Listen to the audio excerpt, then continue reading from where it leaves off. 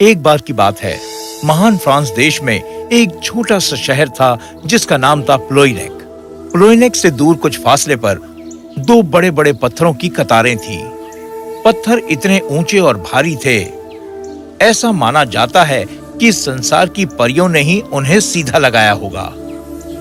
इन बड़े पत्थरों के स्थान से ही थोड़ी दूर एक छोटी नदी इंटेल के किनारे पर एक आदमी मर्जिन अपनी बहन रोजनिक के साथ रहता था।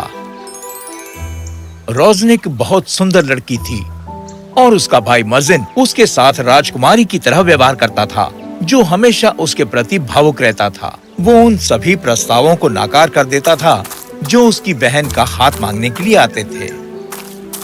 नहीं धन्यवाद, मेरी छोटी सुंदर बहन एक दिन एक राजकुमार से विवाह करेगी, न कि किसी अरे गहरे सेब के व्यापारी से।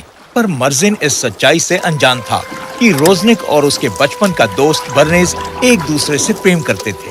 काश कि मैं एक राजकुमार होता, ताकि मैं तुम्हारे भाई से शादी के लिए तुम्हारा हाथ मांग सकता, पर अफसोस मैं तो बस एक गरीब लकड़हारा ही हूँ।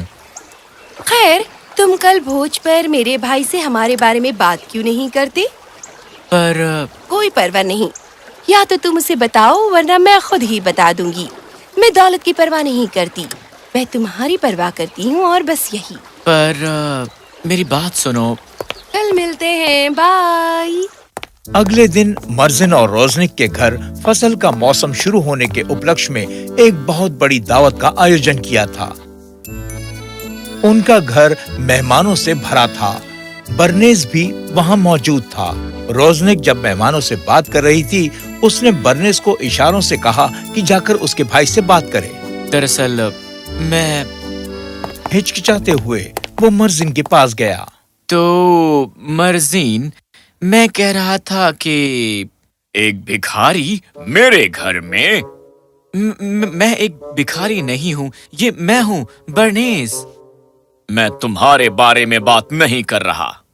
मर्जिन चलकर दरवाजे की तरफ गया, जहाँ एक आदमी फटे पुराने कपड़े पहने खड़ा था। हर कोई जो कमरे में था उसकी तरफ घूर रहा था। तुम कौन हो? मेरा नाम डैरियो है। मैं एक जादूगर हूँ और मैं सालों से संसार की यात्रा कर रहा हूँ। मैं बहुत थका और भूखा था, तभी मैंने तुम्हारा घर देखा। कृपया अब मुझे कुछ खाने को और आज रात आराम करने के लिए पनाह दो। मैं हमेशा के लिए तुम्हारा आभारी रहूंगा। मर्जिन ने कुछ देर सोचा और फिर कहा, ओके, मैं तुम्हें खाना और आज रात के लिए पनाह दूंगा, पर बदले में मैं चाहता हूँ कि तुम अपने जादू के उपयोग से मेरी बहन के विवाह के लिए योग्य राजकुमार की तलाश करो। मैं पूरी कोशिश करूंगा। जल्द ही खाना मेज पर लगा दिया गया और सभी मेहमानों ने जी भरकर खाया। बर्नेस को मर्जीन से दोबारा बात करने का मौका नहीं मिला। इससे रोजनिक बहुत निराश हो गई। उस रात जब सारे मेहमान चले गए, डैरियो को आराम करने के लिए अस्तबल दिया गया। अस्तबल के अंदर एक गधा और एक भेड़ थी। ठीक है दोस्तों, शुभ रात्रि। डैरियो लेट गया और अपनी आंखें बंद कर ली। बाहर पूर्णमासी का चांद चमक रहा था और गिरता हुआ तारा पूरे आकाश पर फैल गया। उसी क्षण गधे ने अपना सिर हिलाया और खुशी से मुस्कुराया। अंत में साल का वो समय आ गया जब हम बोल सकते हैं। चलो भी, मुझे बताओ क्या हो रहा है। मैं एक जादूगर की मौजूदगी में बोलना पसंद नहीं करती। क्या वो एक जादूगर है? हाँ, वो एक जादूगर है। मैंने उसे सुना जब वो मर्जीन को अपना परिचय दे रहा था, पर मैं तुम्हें बता दूं, वो कोई खास जादूगर नहीं है। और तुम्हें ये कैसे पता? खैर, जादूगर चालाक होते हैं, पर ये वाला उतना चालाक नहीं है कि पता लगा पाए कि कल उसके भाग्य में क्या खुशकिस्मती लिखी है। भाग्य में खुशकिस्मती? क्यों, तुम्हें नहीं पता? हर 100 साल में एक बार प्लावनिक के पत्थर पानी पीने नीचे नदी पर जाते हैं, और जब वे वहाँ नहीं होते तो उनके नीचे दबे खजाने खुले रहते हैं। अब मुझे याद आ गया, पर पत्थर इतनी जल्दी अपने जगह पर वापस आ जाते हैं, तो निश्चय ही तुम उनके द्वारा पकड़े जाओगे और दंडित किए जाओगे जब तक कि तुम्हारे हाथ में एक बैंगनी सेब ना हो। हाँ, पर उतना काफी नहीं है। मान लो तुमने सुरक्षित ये काम कर भी लिया, वो खजाना जल्दी से बाहर निकाला जाना चाहिए एक ऐसे व्यक्ति द्वारा जिसने कभी पाप न किया हो, वरना वो मिट्टी में गर्क हो जाएगा। गधा कुछ कहने ही वाला था कि अचानक उसे लगा कि वो कुछ बोल नहीं पा रहा है। गधा खिड़की की तरफ मुड़ा और उसने देखा कि एक गिरता हुआ तारा दूसरी दिशा से आकाश में तेजी से जा रहा है, ये दिखाते हुए कि वो समय जो उनको बोलने के लिए दिया गया था वो खत्म हो चुका है। उसने अपनी आंखें बंद कर ली और ऐसा ही भेड़ ने भी किया, पर दुष्ट डैरियो ने ये सब कुछ सुन लिया था। तुम मूर्खो, अब मैं पूरे फ्रांस में सबसे धनी व्यक्ति बन जाऊंगा और रोजनी से विवाह भी करूंगा।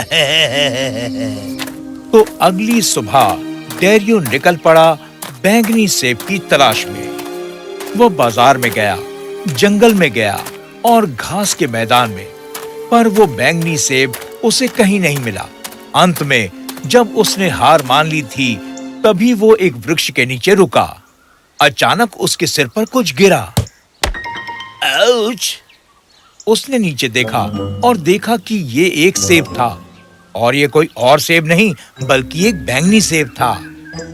ओह, तू ने मुझे आशीष दी है। अब मैं पूरे फ्रांस में सबसे धनी व्यक्ति बन जाऊंगा। अपने हाथ में सेब लेकर डैरियो पत्थरों के स्थान पर पहुंचा जहां वे ऊंचे ऊंचे पत्थर खड़े थे। जब वे पत्थरों की उस लंबी कतार से गुजर रहा था, उन सबसे ऊंचे पत्थरों पर बर्निस एक छेनी से काम कर रहा था।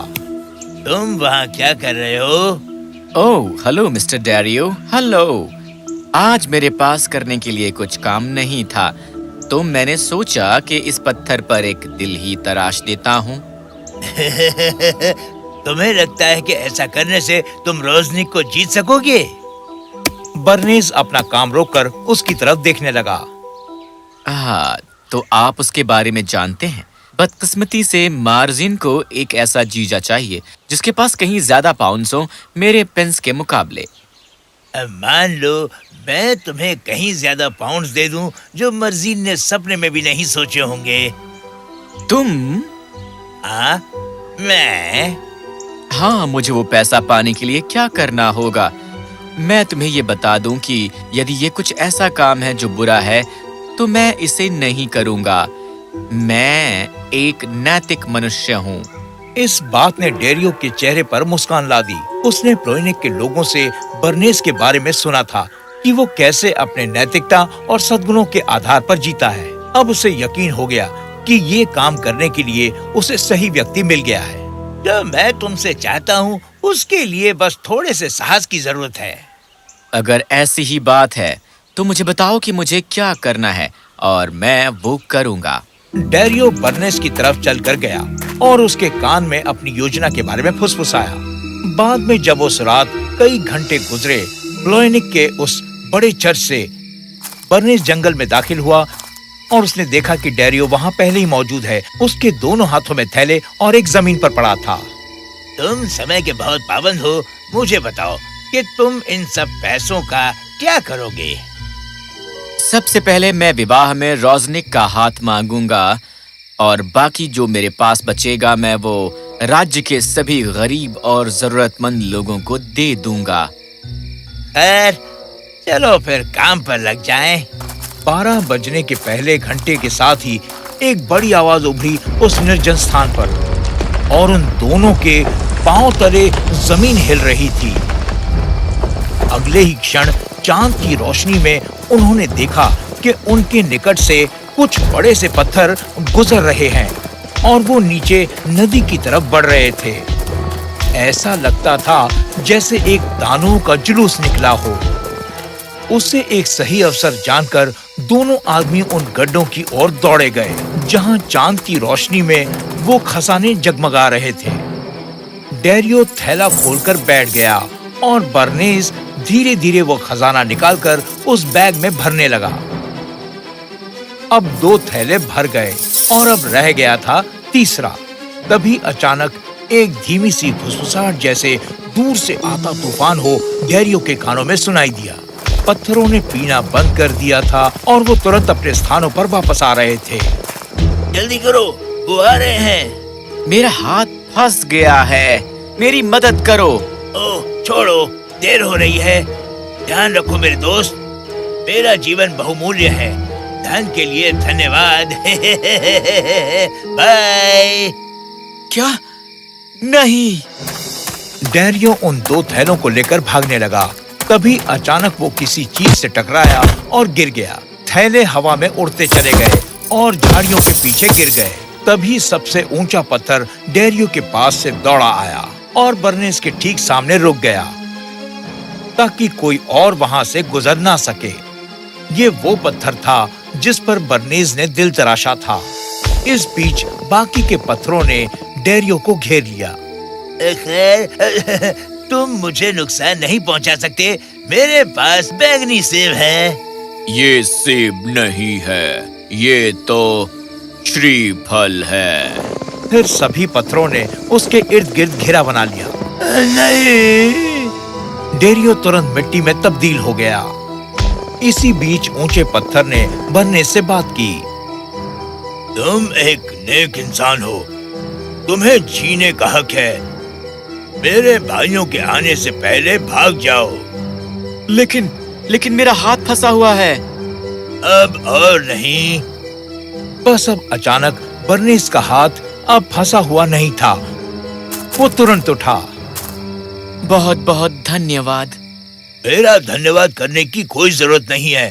तुमने मुझे एक दिल दिया है, मैं तो बस एहसान की कीमत चुका रहा हूँ। अब भागो।